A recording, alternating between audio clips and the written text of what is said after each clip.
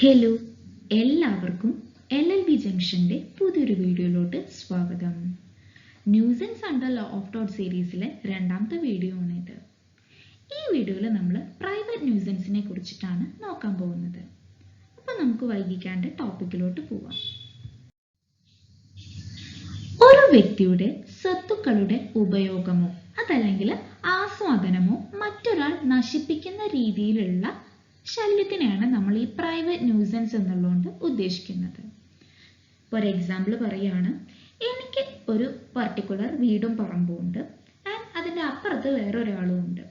എൻ്റെ വീടും പറമ്പും നല്ല രീതിയിൽ എൻജോയ് ചെയ്യാനും അതല്ലെങ്കിൽ ആ വീടും പറമ്പും നല്ല രീതിയിൽ ഉപയോഗിക്കാനുള്ള അവകാശം എനിക്കുണ്ട്. മറ്റേ വ്യക്തി എന്ത് ചെയ്യാണ്, അയാളുടെ വീട്ടിലുള്ള വേസ്റ്റുകളൊക്കെ എൻ്റെ വീട്ടിലോട്ടും പറമ്പിലോട്ടും ഇടുകയാണ്. ആക്ച്വലി അത് എൻ്റെ ഒരു റൈറ്റിനെ ഇല്ലാണ്ടാക്കുകയാണ്. അതായത് എൻ്റെ പ്രോപ്പർട്ടി യൂസ് ചെയ്യാനും എൻജോയ് ചെയ്യാനുമുള്ള എൻ്റെ ആ ഒരു റൈറ്റിനെ മറ്റൊരു വ്യക്തി തടസ്സപ്പെടുത്തുകയാണ്. സോ ഇതിനെയാണ് പ്രൈവറ്റ് ന്യൂസൻസ് എന്നുള്ളതുകൊണ്ട് ഉദ്ദേശിക്കുന്നത്. അതായത് ഒരു വ്യക്തിക്ക് അയാളുടെ സ്വത്തുക്കൾ ഉപയോഗിക്കുന്നതും അതുപോലെ തന്നെ ആസ്വദിക്കുന്നതും മറ്റൊരു വ്യക്തി നശിപ്പിക്കുകയാണ്. ആ ഒരു പെർട്ടിക്കുലർ റൈറ്റ് മറ്റൊരു വ്യക്തി നശിപ്പിക്കുകയാണ്. ഇതിനെയാണ് നമ്മൾ പ്രൈവറ്റ് ന്യൂസൻസ് എന്നുള്ളതുകൊണ്ട് ഉദ്ദേശിക്കുന്നത്. It may also injuriously affect the owner of the property by physically injuring the property or by affecting the enjoyment of the property. Private nuisance എന്ന് പറയുമ്പോൾ അത് രണ്ട് രീതിയിലാവാം. ഒന്നെങ്കിൽ ആ ഒരു പ്രോപ്പർട്ടിയുടെ ഫിസിക്കൽ ഡാമേജ് വരുത്തിയിട്ടായിരിക്കാം, അതല്ലെങ്കിൽ അതിൻ്റെ ഓണർ ആ ഒരു പ്രോപ്പർട്ടി എൻജോയ് ചെയ്യുന്നത് തടസ്സപ്പെടുത്തിക്കൊണ്ടും ആയിരിക്കാം. എക്സാമ്പിൾ പറയാം, ഒന്നെങ്കിൽ എൻ്റെ പ്രോപ്പർട്ടി, അതായത് ഇപ്പം എൻ്റെ പറമ്പിലോട്ട് ഇയാൾ തീയിട്ട് നശിപ്പിക്കുകയാണ്. അതൊരു രീതിയിലുള്ള പ്രൈവറ്റ് ന്യൂസൻസ് ആണ്. അതായത് എൻ്റെ പ്രോപ്പർട്ടിയെ ഫിസിക്കലി അയാൾ ഇൻജോർ ചെയ്യാണ്. അതല്ലെങ്കിൽ എന്ത് ചെയ്യാണ്, ഞാൻ എൻജോയ് ചെയ്യുന്നത്, അതായത് എൻ്റെ പ്രോപ്പർട്ടിയുടെ മുകളിൽ ഞാൻ എൻജോയ് ചെയ്യുന്ന ആ ഒരു പെർട്ടിക്കുലർ റൈറ്റ് ഇയാൾ ഹിൻഡർ ചെയ്തുകൊണ്ടും ആയിരിക്കാം. ഇപ്പോൾ ഒരു എക്സാമ്പിൾ പറയുകയാണെന്നുണ്ടെങ്കിൽ ഇയാൾ എന്ത് ചെയ്യാണ്, ഒരു ഏതെങ്കിലും രീതിയിലുള്ള ദുർഗന്ധം വമിക്കുന്ന രീതിയിലുള്ള എന്തെങ്കിലും വേസ്റ്റ് ഇയാളുടെ തൊട്ട് മതിലിൻ്റെ അടുത്ത് വെച്ചിട്ടുണ്ടായിരിക്കാം. ബട്ട് ഈ ഒരു ദുർഗന്ധം വമിക്കുന്നത് എൻ്റെ പറമ്പിലോട്ടാണ്. സോ എൻ്റെ റൈറ്റ് ഓഫ് എൻജോയ്മെൻറ്റിനെ അത് അഫക്റ്റ് ചെയ്യണം. സോ പ്രൈവറ്റ് ന്യൂസൻസ് എന്ന് പറയുന്നത് രണ്ട് രീതിയിലായിരിക്കാം. ഒന്നെങ്കിൽ ആ പ്രോപ്പർട്ടിക്ക് ഫിസിക്കൽ ഡാമേജ് വരുത്തിയിട്ടായിരിക്കാം, അതല്ലെങ്കിൽ ആ ഓണർക്ക് ആ പ്രോപ്പർട്ടിയുടെ മുകളിലുള്ള ആ റൈറ്റ് ടു എൻജോയ്മെൻറ്റിനെ ഹിൻഡർ ചെയ്യുന്ന രീതിയിലും ആയിരിക്കാം. സോ പബ്ലിക് ന്യൂസൻസിൽ നിന്ന് ഈ പ്രൈവറ്റ് ന്യൂസൻസ് വ്യത്യസ്തമാവുന്നത് എവിടെയാണെന്ന് വെച്ചാൽ, ഇവിടെ ഒരു വ്യക്തിയുടെ യൂസേജ് അതല്ലെങ്കിൽ ഒരു പെർട്ടിക്കുലർ വ്യക്തിയുടെ എൻജോയ്മെൻറ്റ് മാത്രമാണ് നശിക്കപ്പെടുന്നത്. അതായത് ഒരു പെർട്ടിക്കുലർ വ്യക്തിയുടെ റൈറ്റ് മാത്രമാണ് ഇവിടെ വയലേറ്റ് ചെയ്യുന്നത്. ബട്ട് പബ്ലിക് ന്യൂസൻസ് എന്ന് പറയുമ്പോൾ എന്താണ്, അതൊരു കൂട്ടം ജനങ്ങളുടെ റൈറ്റിനെയാണ് അവിടെ വയലേറ്റ് ചെയ്യുന്നത്. സോ മെയിൻ ഡിഫറൻസ് പബ്ലിക് ന്യൂസൻസിൽ നിന്ന് പ്രൈവറ്റ് ന്യൂസൻസിനെ വ്യത്യസ്തമാക്കുന്നത് എന്താണെന്ന് വെച്ചാൽ, ഒന്ന് പ്രൈവറ്റ് ന്യൂസൻസ് എന്ന് പറയുമ്പോൾ അതൊരു വ്യക്തിയുടെ റൈറ്റിനെ മാത്രമാണ് അഫക്റ്റ് ചെയ്യുന്നത്. ബട്ട് പബ്ലിക് ന്യൂസൻസ് എന്ന് പറയുമ്പോൾ സൊസൈറ്റിയെ ഒന്നാകെ അഫക്റ്റ് ചെയ്യുന്ന രീതിയിലുള്ള ആ ഒരു പ്രവൃത്തിയാണ്. ഇനി നമ്മളിവിടെ നോക്കാൻ പോകുന്നത് elements which constitute A private nuisance. അവിടെ പ്രൈവറ്റ് ന്യൂസൻസ് നടന്നു എന്ന് നമ്മൾ പറയണം എന്നുണ്ടെങ്കിൽ എന്തൊക്കെ ഇൻഗ്രീഡിയൻസ് അവിടെ പ്രസന്റ് ആയിരിക്കണം എന്നാണ് ഇവിടെ പറഞ്ഞിട്ടുള്ളത്. ഫസ്റ്റ് വൺ എന്ന് പറയുന്നത് അവിടെ ഒരു ഇന്റർഫിറൻസ് നടന്നിട്ടുണ്ടായിരിക്കണം. അതായത് എൻ്റെ കാര്യത്തിലോട്ട്, അതായത് എൻ്റെ റൈറ്റിൻ്റെ മുകളിലോട്ട് വേറൊരു വ്യക്തി ഇന്റർഫിയർ ചെയ്തിട്ടുണ്ടായിരിക്കണം. അതായത് വേറൊരു വ്യക്തി എൻ്റെ റൈറ്റിൻ്റെ മുകളിൽ ഇടപെട്ടിട്ടുണ്ടായിരിക്കണം. ആൻഡ് ആ ഇടപെടൽ എന്ന് പറയുന്നത് അൺറീസണബിളും അതുപോലെ തന്നെ അൺലോഫുള്ളും ആയിരിക്കണം. അൺറീസണബിൾ എന്ന് പറയുന്നതുകൊണ്ട് ഇവിടെ ഉദ്ദേശിക്കുന്നത് എന്താണെന്ന് വെച്ചാൽ, ഒരു യുക്തിപരമല്ലാത്ത രീതിയിലുള്ള ഇടപെടലായിരിക്കണം. ആൻഡ് അൺലോഫുൾ എന്നുള്ളതുകൊണ്ട് ഉദ്ദേശിക്കുന്നത് എന്താണെന്ന് വെച്ചാൽ നിയമവിരുദ്ധമായിരിക്കണം. സോ ഒരിക്കലും ന്യായീകരിക്കാൻ പറ്റാത്ത രീതിയിലും അതുപോലെ തന്നെ യുക്തിപൂർവം ചിന്തിക്കുന്ന ഒരു മനുഷ്യൻ ചെയ്യാത്ത ഒരു കാര്യവും ചെയ്യാത്ത രീതിയിൽ ആയിരിക്കണം ഈ ഒരു വ്യക്തി മറ്റൊരു വ്യക്തിയുടെ റൈറ്റിലോട്ട് ഇടപെട്ടിട്ടുണ്ടായിരിക്കേണ്ടത്.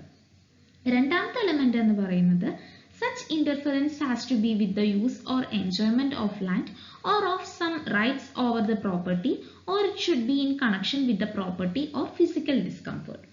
നമ്മൾ ആദ്യത്തെ എലമെന്റിൽ പറഞ്ഞു ഒരു ഇടപെടൽ നടന്നിട്ടുണ്ടായിരിക്കണം, അതായത് ഒരു വ്യക്തിയുടെ കാര്യത്തിലോട്ട് മറ്റൊരു വ്യക്തി അൺലോഫുള്ളി ഇടപെട്ടിട്ട് ഉണ്ടായിരിക്കണം. രണ്ടാമത് പറയുന്നത് എന്ത് കാര്യത്തിലോട്ടായിരിക്കണം ഈ വ്യക്തി അൺലോഫുൾ ആയിട്ട് ഇടപെട്ടിട്ട് ഉണ്ടായിരിക്കേണ്ടത് എന്നുള്ളതാണ്. ഒന്ന് എന്ന് പറയുന്നത് ഒരു വ്യക്തിക്ക് ഒരു പ്രോപ്പർട്ടിയുടെ മുകളിലുള്ള റൈറ്റ് എൻജോയ് ചെയ്യുന്നത് തടയുന്ന രീതിയിലായിരിക്കണം.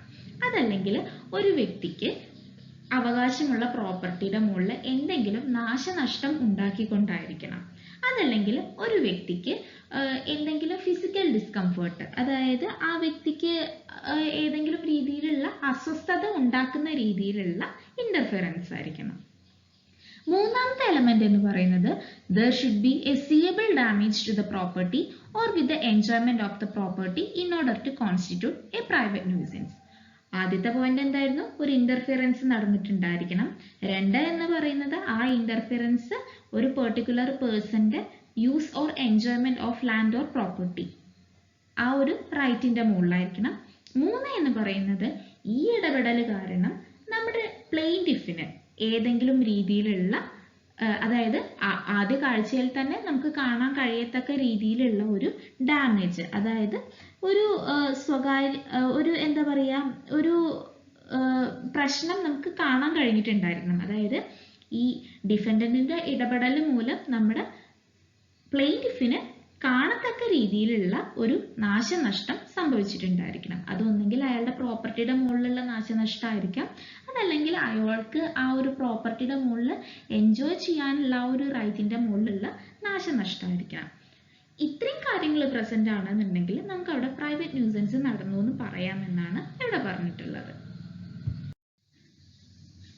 ഇനി നമുക്ക് രാധേശ്യാം വേഴ്സസ് ഗുരുപ്രസാദ് എന്നുള്ള കേസ് ലോനെ കുറിച്ചിട്ട് നോക്കാം. ഇവിടെ എന്താണ് ഉണ്ടായിട്ടുള്ളത് എന്ന് വെച്ചാൽ രാധേശ്യാമും 5 പേഴ്സൺസ് കൂടി ചേർന്നിട്ട് ഒരു പെർട്ടിക്കുലർ ഏരിയയിൽ, അതായത് അവർക്ക് കൈവശാവകാശമുള്ള ഒരു സ്ഥലത്ത് ഒരു മില്ല് സെറ്റപ്പ് ചെയ്യുകയും അതുപോലെ തന്നെ റൺ ചെയ്യുകയും ഉണ്ടായിരുന്നു.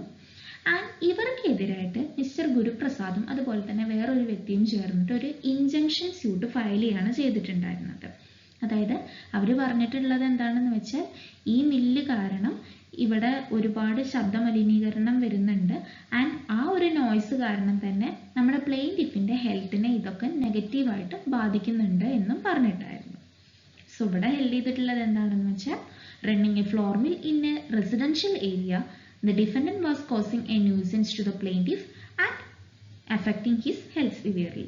So ഈ കേസിൽ കോർട്ട് ഹെൽഡ് ചെയ്തിട്ടുള്ളത് എന്താണെന്ന് വെച്ചാൽ ഒരു റെസിഡൻഷ്യൽ ഏരിയയിലാണ് ഇവർ ഈ മില്ല് സെറ്റപ്പ് ചെയ്തിട്ടുള്ളത്, ആൻഡ് അതുകൊണ്ട് തന്നെ ഈ ആക്ടുകൾ, അതായത് നമ്മുടെ ഡിഫൻഡന്റിന്റെ ഈ ആക്ടുകൾ പ്ലെയിന്റിഫിന് ഒരു ന്യൂസൻസ് ആയി മാറുന്നുണ്ട്, ആൻഡ് അതുപോലെ തന്നെ നമ്മുടെ പ്ലെയിന്റിഫിന്റെ ഹെൽത്തിനെ ഈ ഒരു ശബ്ദം കാരണം ബാധിക്കുന്നുണ്ട് എന്നുള്ളതാണ്. സോ ഈ കേസിൽ ആ ഏരിയയിൽ മില്ല് സെറ്റപ്പ് ചെയ്തിട്ടുള്ളത് ഒരു ന്യൂസൻസ് ആയിട്ട് കണക്കാക്കുന്നു എന്നാണ് ഹെൽഡ് ചെയ്തിട്ടുണ്ടായിരുന്നത്. ഇന്നത്തെ ഈ വീഡിയോ നിങ്ങൾക്ക് എഫക്റ്റീവായി തോന്നിയെങ്കിൽ വീഡിയോ ലൈക്ക് ചെയ്യാനും ഷെയർ ചെയ്യാനും മറക്കരുത്. അതുപോലെ ചാനൽ ഇതുവരെ സബ്സ്ക്രൈബ് ചെയ്യാത്തവർ ചാനൽ സബ്സ്ക്രൈബ് ചെയ്യാനും മറക്കരുത്. So thank you for watching the video.